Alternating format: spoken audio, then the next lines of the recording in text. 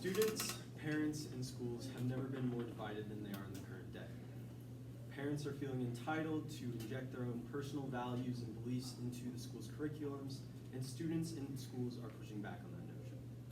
Today, I want to use this speech to persuade the idea that parents should be informed about what their children are learning, but have no right to put their personal values into curriculum decisions. I think that this speech topic is incredibly important because of the current political climate, as well as the bills that have been recently passed. And on that, I want to talk today about Florida's ban on the teaching of sexual orientation and gender identity, the war on books, and the banning of critical race theory. So first things first, I want to talk about Florida's bill, which has commonly been noted as the Don't Say Gay bill.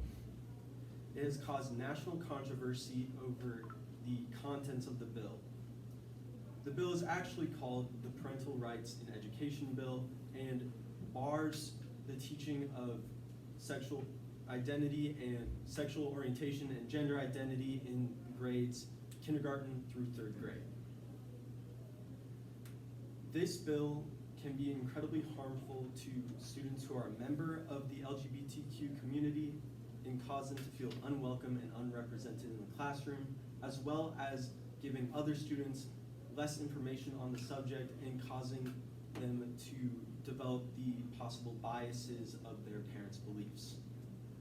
Governor Ron DeSantis stated his opinion in a quote saying, "This bill prohibits teaching that is not age appropriate or developmentally appropriate for students in other grades," according to an article posted by Reuters by Gabriella Borden. How is this not appropriate for students? It's reality. It's our students' livelihoods. I don't think that we should ridicule our students and not teach them about their own identities early on in their developmental stages. Moving forward, I want to talk about the war on books. The war on books has been going on for ages, and there is a huge difference between banned books and challenged books. A challenged book is a book that is either being tried to ban or constantly ridiculed over its contents by either individuals or groups, and a banned book is a book that has had its materials removed from schools. I think my iPad turned off. Okay. I want to show some examples of banned and challenged books. This is the first one. I think many of us have heard about it recently because of the show, and it has been challenged because of its contents over rape and violence. This is another book that has been challenged often, and I've read it before. It's really sad, so maybe that one's okay. However, I do want to mention that the American Literature Association has been documenting all of the challenged and banned books in 2020, and there are 6 pages of them. All right.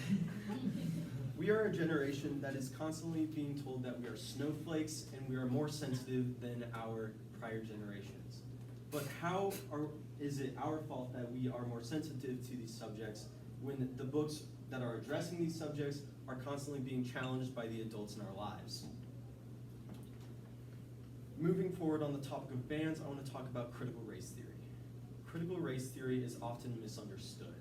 Most people think that it is either solely saying that black people are victims or solely saying that white people are racist. This is not the case. In critical race theory, in its simplest form, is just stating that social institutions in the United States, like the criminal justice system, the education system, the housing market, and the healthcare system, are inherently racist due to the laws and regulations that have been put in place. We can see this from our other speeches about redlining and just the current political news and information that is being put out. According to Brookings Rashawn Ray, some parents are worried about their kids learning things in schools that they don't have the capacity to address.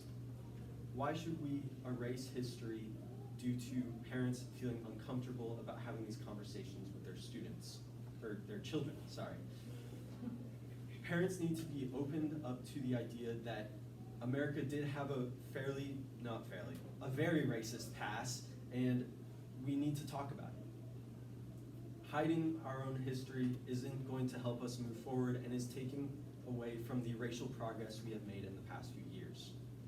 In conclusion, we can see that some of these bills are causing our students who are members of the LGBTQ community to feel unwelcomed and unrepresented. It can cause students to be ridiculed and deemed snowflakes, and it is erasing America's history. Moving forward, I just want you to acknowledge and think about when you have kids, what you would want them to learn, and how we shouldn't remove our own history just because of our own personal values. Thank you.